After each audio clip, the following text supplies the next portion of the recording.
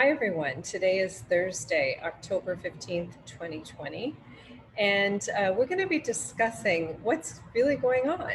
I mean, we have an unprecedented contraction in the economy, we have a pandemic, we have extremely high unemployment, and stock market is higher than ever in the NASDAQ. Well, it's a little bit down from its highs in the NASDAQ, but it's pretty high. And the Dow Jones Industrial Average is almost as high as it was in February too. So what's really going on? And should you wait until after the election to look at your wealth strategy? Or is that something you really should be doing right now? So we'll be talking about that and a lot more in just a few moments, and I'll see you then. All right, gang. Well, as I indicated, I'm going to be talking about what's going on, what's really going on, not what you think is going on. It's really great that we have this second opportunity to get it right with regard to our nest egg and our wealth and our investments. But I don't think you should always count on the idea that the government is going to come in and save the day, because a lot of the programs that have been put in place to save the day, which they have saved the day so far, have expiration dates. So as an example, the airline industry, they're asking for more of a bailout. And so that's been a big bone of contention because they haven't been approved for more money by Congress yet. And without it, we may see some restructuring. Now, a lot of people say, oh, well, the government won't let our airlines go out of business. No, you don't have to go out of business when you restructure your debt. But what happens then is that the stock will go pretty close to zero, if not zero. Most of the time it goes to zero. And the bonds all take a haircut. And there are a lot of investors that have a lot of risk in bonds. So it is very important for you to know and to understand what's really going on, and furthermore, how you might protect yourself from potential downturn in stocks, from look, bonds are scary right now. Last year, even before the pandemic, Warren Buffett said that bonds should come with a warning label. So let's get right into it. I want to show you what is really going on first, and I can do that by sharing a few slides. And then I want to talk to you about what you can do about it, how you can protect yourself. All right, so I'm going to share the screen, I'm going to show you some slides, and then we'll come back to the bottom line and what you can do about it.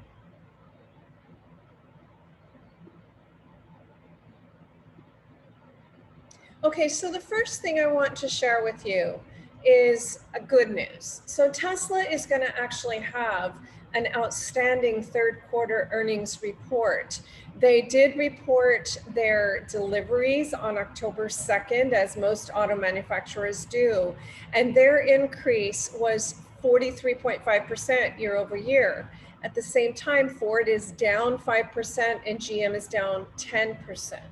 So it's very, very clear that electric vehicles are the wave of the future. And in fact, as you probably have heard, in California by 2035, we want to have no emissions on the road in California for the new cars.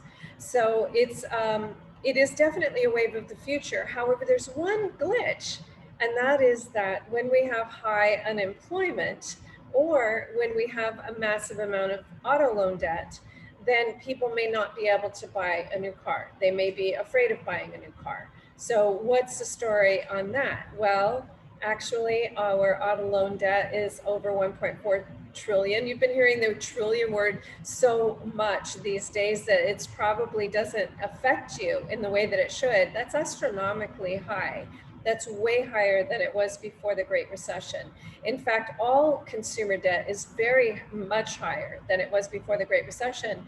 And public debt, like what the government borrows, is astronomical. It's over $27 trillion, putting the total debt closer to 80 trillion in the US.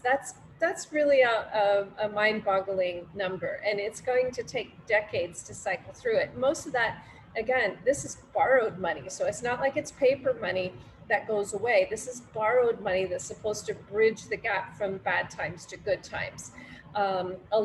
As Jerome Powell has been clear, there are certain companies and maybe even industries that are going to would either be better served by restructuring their debt because their business model has changed, or by getting some sort of maybe government bailout, because if they, they just pile on the debt, that's unrealistic if their income has gone down dramatically and is not going to recover quickly. So we can take a quick look at that. I think it's important to kind of keep it in context. So I'm going to share the screen and show you a few of those industries. So first off, there is another company, an electric vehicle manufacturer in China called NIO, and their sales and deliveries were up 154% in the third quarter of 2020. So I do encourage you to read this article. It's my most recent blog. So if you just go to nataliepace.com/blog, and you do it this week or today, then this will be the first one that shows up. Tesla will have a stellar third quarter earnings report. And it tells you a lot more about the industry itself, the auto industry, including an auto industry stock report card. So as you can see here, in the auto industry, we have this is the second quarter earnings year over year. So Toyota was down in sales 40%, and GM and Ford were down by half. And yes, the third quarter is going to look a little better, but again, that may be kind of a paper look better, not a realistic look better. Want to remind you that in the Great Recession, and again, with high unemployment, a lot of times people don't buy new cars. In the Great Recession, we had to, GM and Chrysler declared bankruptcy. Now, Ford held on, and you might think, oh, well, Ford's better. But it does have the same issues. And in fact, in that article that I'm referring to, you can see that Ford is a company that's valued at, let's see if I can find it quickly. I think it's about 30 billion range, and its debt and liabilities are over 200 billion. Anyway, you can get the exact numbers in this blog. So the bottom line is that there's a lot of data and statistics that are not being shared with the general public. And the hope is, although it is being shared if you are reading like the Federal Reserve minutes, if you are listening to Jerome Powell's speeches, if you're looking at the fine print and looking in the right places, you will get the right thing. Most people are not. They're just watching CNBC or CNN and getting their information from maybe even politicians. And that's not, that's really not the best place to get it, because the politicians won't admit we're in as much trouble as we are in until it's usually pretty close to the bottom. So we'll talk a little bit more about why that's the case and how that looks in just a moment. But I do want to just sober you up with real data, real statistics. And I don't think it'll bore you, because this is kind of eye-opening, if not eye-popping. So let's take a quick look at, say, bank ratings. So the banks are, most of them, this BBB, you might not know what all this means, but BBB means one rung above junk bond status. So you may have heard me say that over half of the S&P 500 is one rung or either at or near junk bond status. That includes a majority of the banks. And you might say, oh, well, maybe they're going to do okay and they'll get out of it and they'll pay back down their debt and then they'll get a credit increase. But that hasn't really been the case. Here's the bank report card. This is the second quarter earnings for the banks, and you can see that they all lost money except for Goldman Sachs. And Goldman has a $2 billion fine from the Justice Department that they may have to pay with regard to, they're negotiating it so that it won't be called fraud in Malaysia. So all of them have issues, major issues, and many of them have way too much debt. And they all allowed themselves to go to the lowest rung, borrowing. And that could be a problem, particularly for the lowest rated ones. Capital One, Discover, Ally. So if we look back at that bank stock report card, you can also see that Wells Fargo, when they get into trouble, they have to cut their dividend and they don't give advance notice on it. And that's one thing when we're talking about what you can do.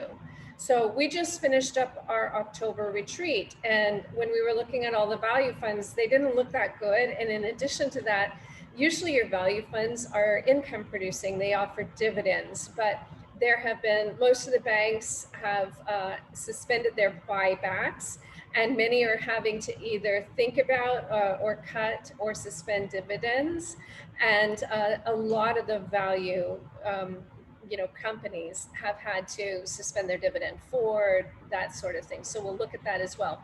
So the bottom line is you're not getting any value in your value funds, and you're probably not getting anywhere near as much income as you thought you were getting. So we're finding ways to get into the best part of what would normally be a good value fund without actually buying a value fund. The other thing, however, and let me show you the screen so I can tell you this as well, is that you now have to also be careful about what fund company you are buying your funds from. So you can see that BlackRock, which owns iShares, is AA rated. The highest rating is AAA. Franklin Resources is 2 rungs above junk, as is Schwab and State Street. AIG, which owns American General Funds, and that's a very large fund company, they're at BBB, so 1 rung above junk bond status. Also, we have Invesco, Power Shares, Raymond James, Fidelity, E-Trade, the NASDAQ itself, and MSCI. So I think it's really important to know what you own, and also to even know who you're buying it from. Again, if a fund company declares bankruptcy, and we have had precedents in that, MF Global, you usually get your money back or most of it, but it may include a haircut, so you may have losses, but also it may take a while. So with MF Global, there were even people that were investing in the MF Global Gold funds, and when the company had to declare bankruptcy, they thought that they should be first in line, but that's not the way the bankruptcies necessarily work. So I do think that you really have, and this is not my words, although I have been repeating this a lot. I'm repeating it with information from the highest sources. So let me show you that so you know it's not just me. So a lot of people have heard me say that we are having financial instability. And in fact, the most recent blog from the International Monetary Fund, it says, be aware of financial stability risks. And you're welcome to read this blog. If you go to my Twitter feed, or even if you go to the homepage at nataliepace.com, the Twitter feed shows up here in the right corner, and you should be able to click on it and to access that. I'll show you what it looks like on Twitter. You should be able to access that particular blog probably most easily if you go to my profile. So this is just twitter.com/Natalie Pace.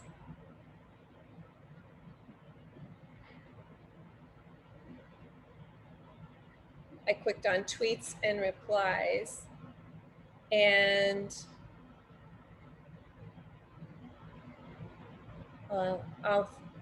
sorry, it looks like it might not be there. Sorry about that. I might have just posted it on my Facebook page, which is facebook.com/the ABCs of money. But I will post it on Twitter, so you will be able to access it there. So again, there's one other sentence that I wanted to read from that blog to you. So I think it's really important for you to realize that there are many economies had pre-existing vulnerabilities, which are now intensifying. So I think that's really important statement for you to understand exactly what that means. And it basically means this. So this January was before the pandemic. And as you can see, we were already well above the leverage levels that we were before the Great Recession and before the dot-com recession. So the Corporate debt was massively higher, 3 times as high as it was before the Great Recession. Consumer debt, much higher than it was before the Great Recession. Public debt is now 27 trillion, but even in January, it was what, over 2.3, 2.4 times as high as it was before the Great Recession. So it's important for you to realize, and again, half of the S&P 500 had already sunk to either at or near junk bond status, before the pandemic hit as well. And the basic reason for that was that there was no incentive to keep your credit rating high, because if you had an AA rating, you might borrow at 2%, but if you had a BBB rating, you might only have to borrow at 4.5%. So you could take on more debt to help solve the problems with the idea that maybe you could push out things. And this was going on before the pandemic. And that is why that the feds had to bail out so many corporations March 15th. That was before the first stay-at-home order, which happened in California. So the reason that it was such a problem so quickly was because of the financial instability before the pandemic hit. So I want to show you a few more things, and then we're going to talk more about the October surprise and, more importantly, what you can do about it.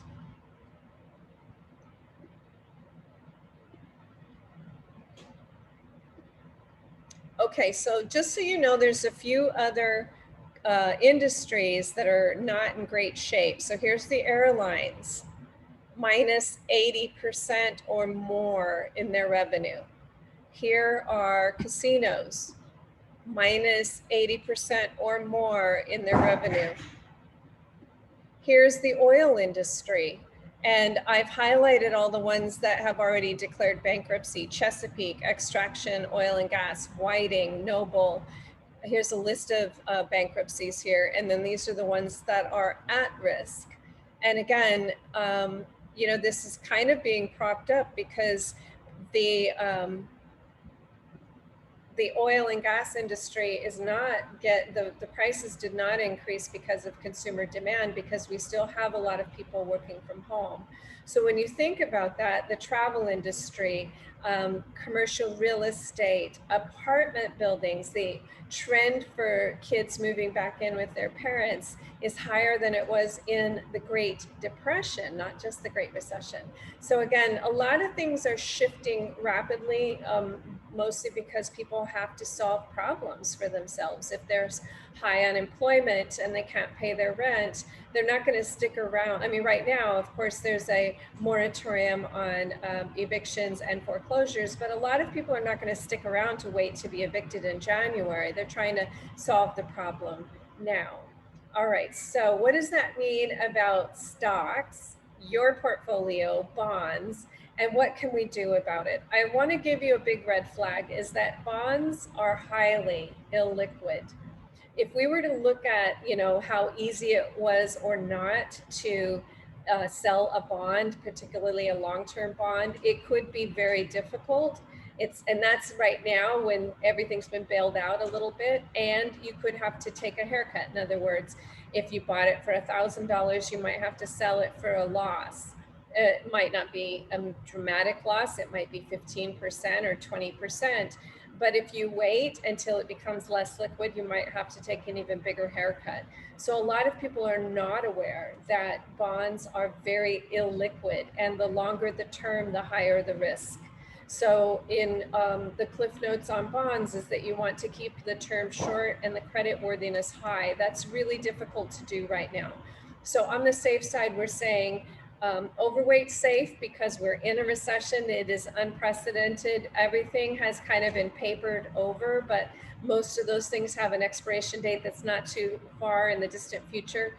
Some of them expired on September 30th. Others are set to expire on December 31st. So I would say fix the roof while the sun is still shining on everything. So on the safe side, you have to be very, very cautious and very careful, because bonds, which are traditionally thought of as safe, are illiquid and subject to capital loss, and they're not giving you any return for that kind of risk that you're taking on. The money market funds have redemption gates and liquidity fees, and you might think, oh, well, what's that, or when's that going to happen? But that means that a redemption gate means that you may not be able to pull your money out. Let's say you wanted to buy a home or pay bills, or you needed the money. A liquidity fee means that if you insisted on getting your money out, if they were letting you at all, they would charge you a fee for it. So again, you're not getting paid anything on your money market funds, and many of them, the fees outweigh the yield. So it's not worth it, including the fine print. And there already have been mutual fund redemption suspensions in Europe. So the idea that yours are safer, and they're slightly safer because it hasn't happened yet, but that doesn't mean it won't happen, because if the stocks start to go down, and as I said, there's a great risk in bonds too, this does affect financial services companies.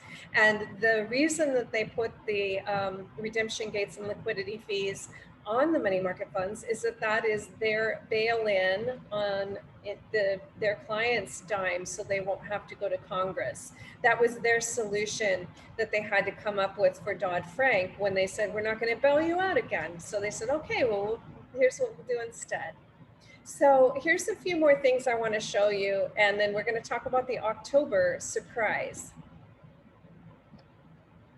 So when we talk about gross domestic product, basically we just saw in the second quarter that our GDP decreased at an annual rate of 31.4%. That's the worst in history, and this chart kind of tells you the story. Now, it may not be worse than the Great Depression, because we didn't have GDP recorded back then. This particular form of how they do it has only been going back since the 70s.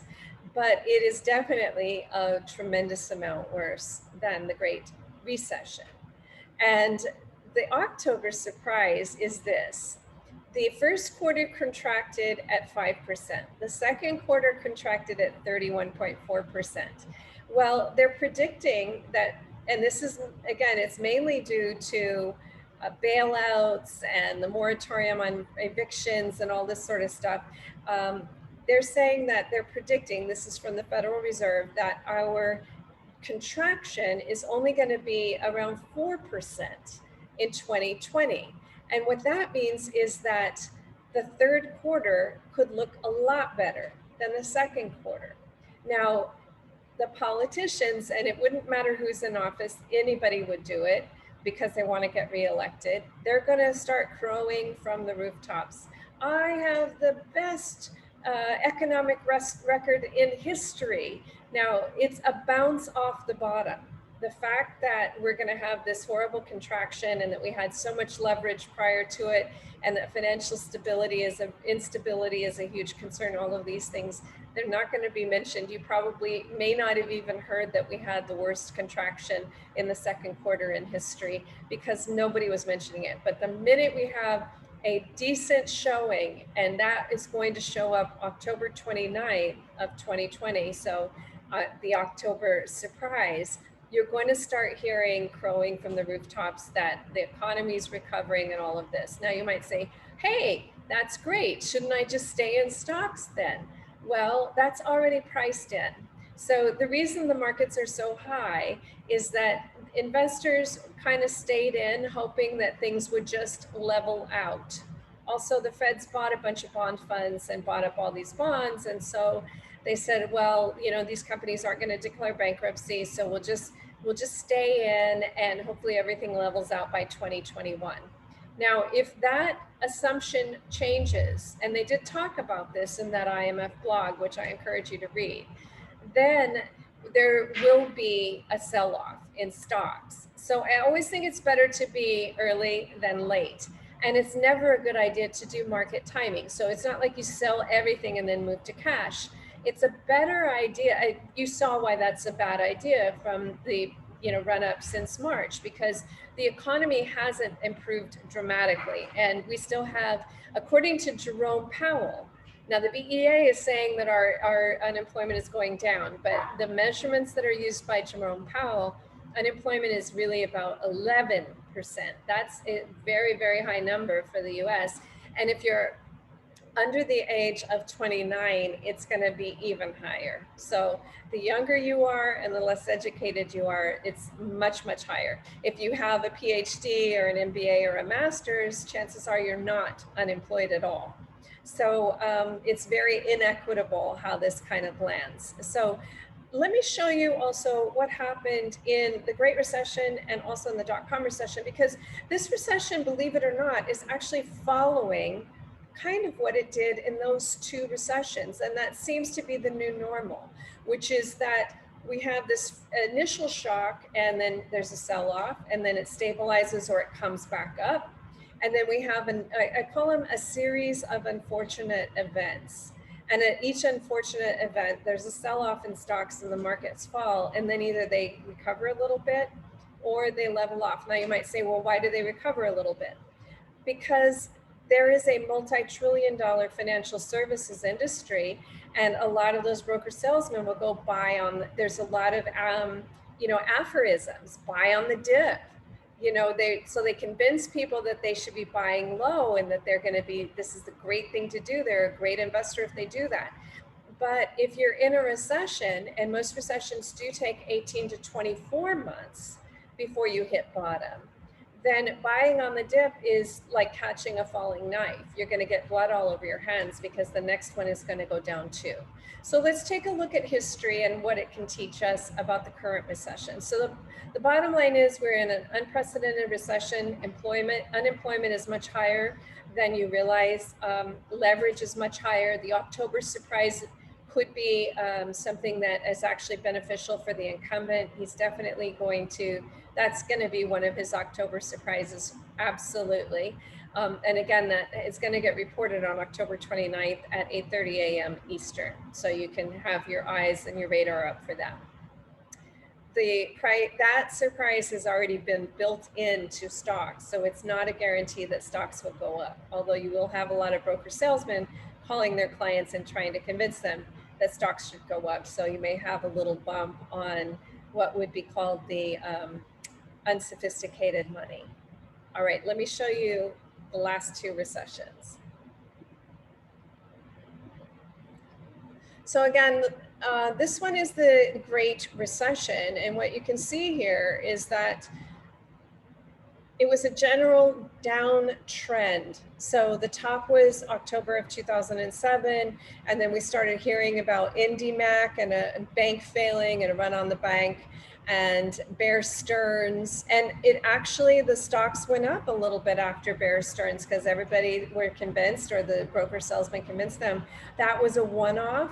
They were the only ones that were doing that, and they're the only ones in trouble. Of course, if you were reading our blog in January it was December 27th of 2007, we said overweight 20% safe now.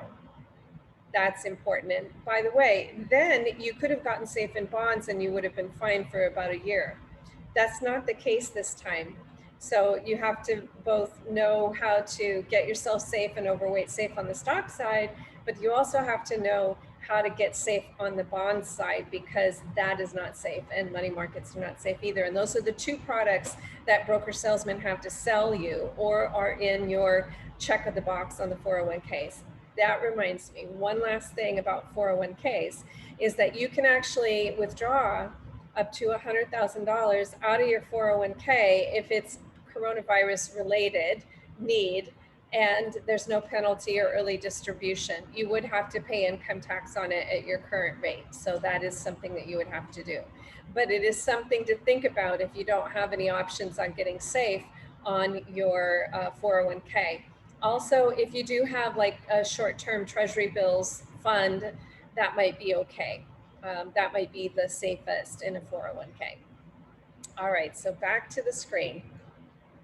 So again, after Bear Stearns, you had a little bit of a recovery, and then we started seeing more problems with the banks, and then we had the Lehman Brothers bankruptcy. And again, you don't get warning.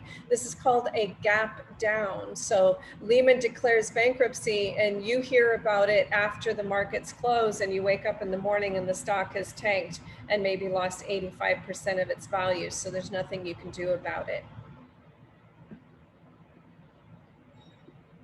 And then it hit bottom in March of 2009.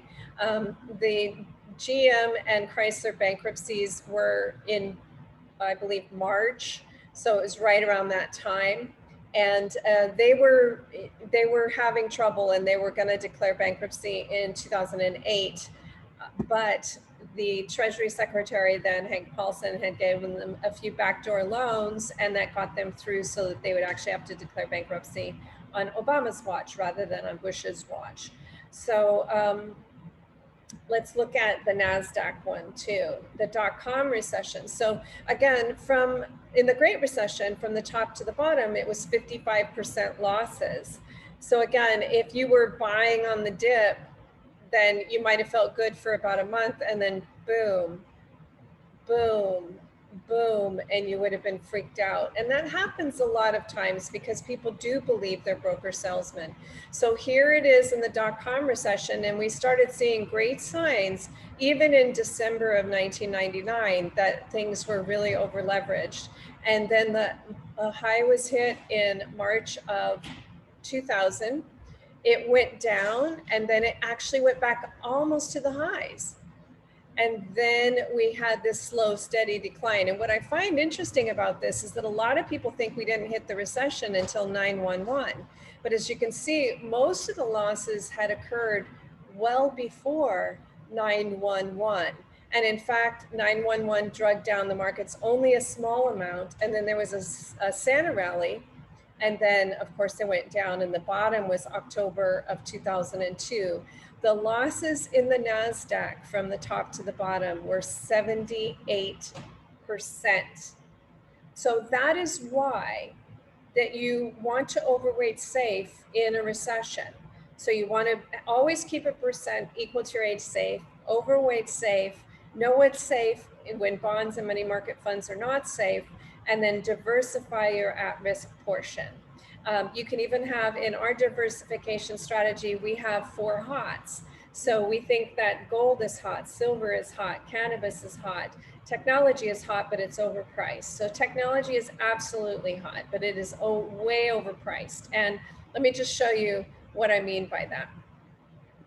So let's take a look back at this Tesla article.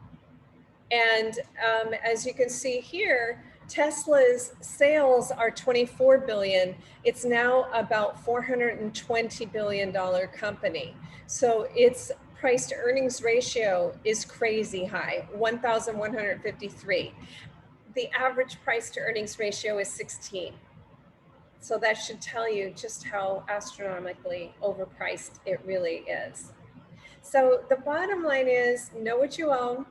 I would not wait for the election to protect my assets and make sure I was properly diversified and definitely safe. I think the sooner you fix your bond problem, the better, because the markets are highly illiquid. And in fact, I think I'll probably make that our next video conference will be on bond liquidity or lack thereof, and it's mostly lack thereof. So if you need help with any of this, right now, our next retreat is January 16th through the 18th, 2020. If you register by October 31st and you're paying full fare, then you get a free coaching session. If you're coming in at a reduced rate because you're coming in with a friend or a family member, then you're taking that instead of the free coaching session. We're offering a huge incentive for families to come together. So you can, let me show you on the website so that you can see it yourself. And you can also check out some of the details here as well. So again, it's the 16th through the 18th. The free gift deadline is Halloween.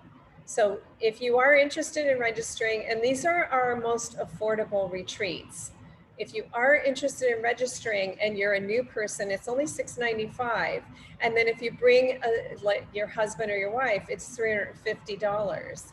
And by the way, if you put together a family, and we had a family who put together 8 people at the last retreat.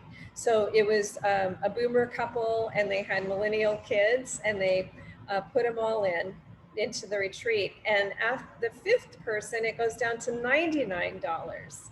So there are, it's working out great to have these families in there. You operate as a family group and you get a huge discount for doing it. So the early bird pricing period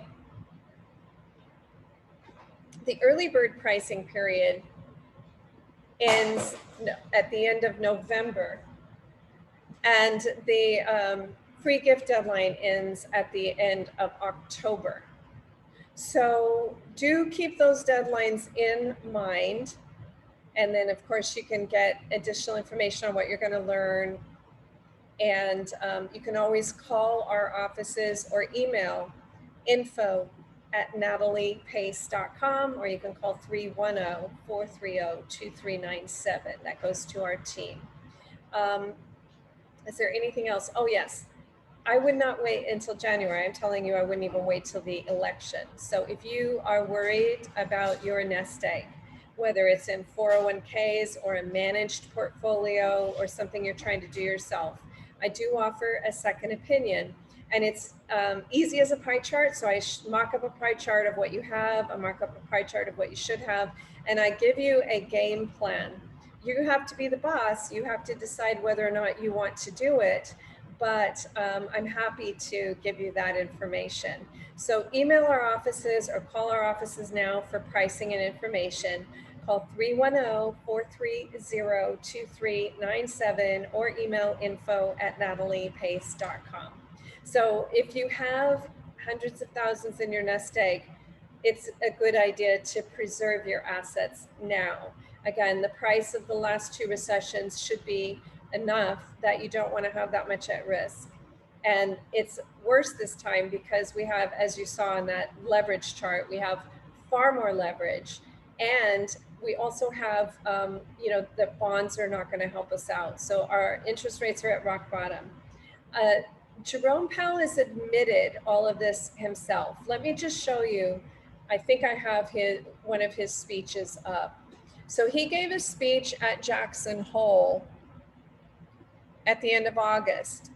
And he said that before, we used to have our expansions ended with periods of rising inflation.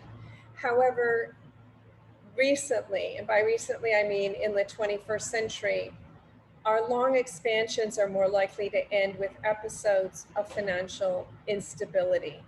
So again, he's being very clear in his speeches where we are and what's really going on. And that's not making headlines. So remember, if you trade on headlines, it's too late to protect yourself.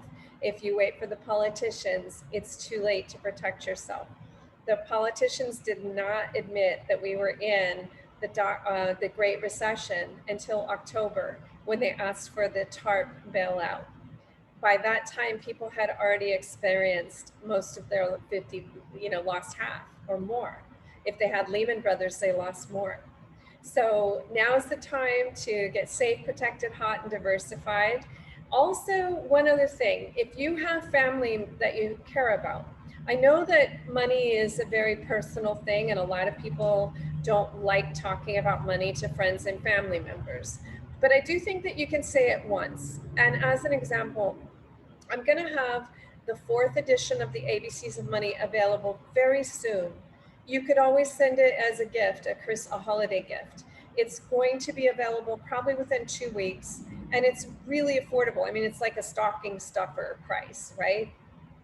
So that could be a way. You could send them that and say, this is just a gift. This is someone I really respect.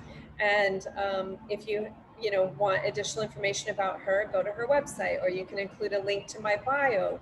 Or if you really had a great experience at one of the retreats and either earned a boatload of money with investments or saved a lot of money and heartache and worry and doubt and sleepless nights, if you were okay in February and March, then you should tell them that.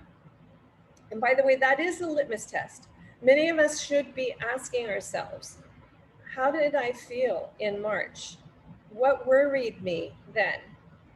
And if you felt worried, and if you didn't feel worried because you thought that our president or the election was going to fix everything, then you should be looking more at data and research. If you didn't feel worried because you called your broker and they said, oh, buy on the dip, or oh, just hold on, that's what you're always supposed to do, then you need more information, because the buy and hope strategy is a 20th century strategy that hasn't worked in the 21st century, largely because our expansions end with financial instability.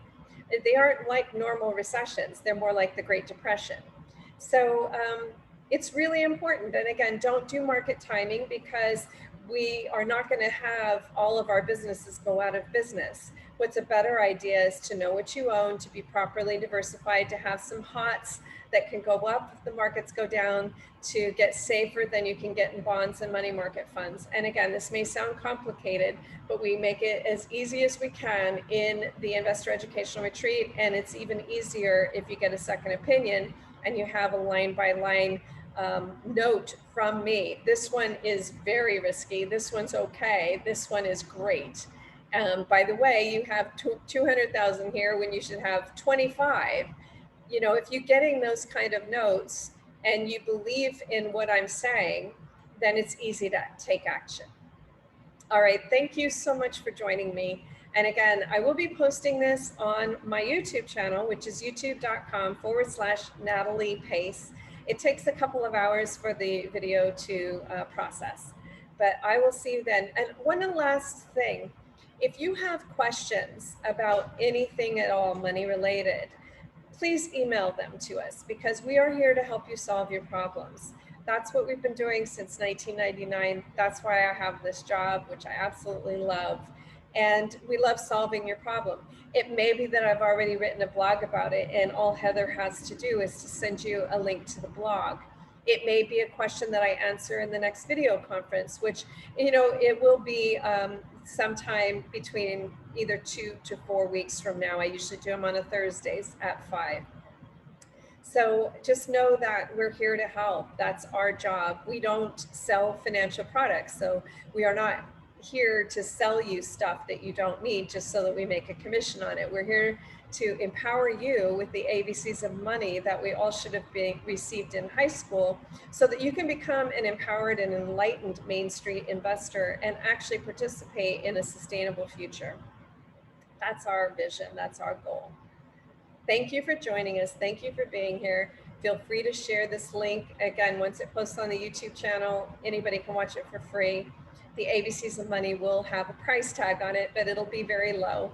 And again, the 3rd edition is available and it's very pertinent, but the 4th edition will be up very soon. So thanks again for joining me. Again, reach out to us. You can go to nataliepace.com for the blogs and the retreat information, and even links to the books and a lot of other information there too, including my bio.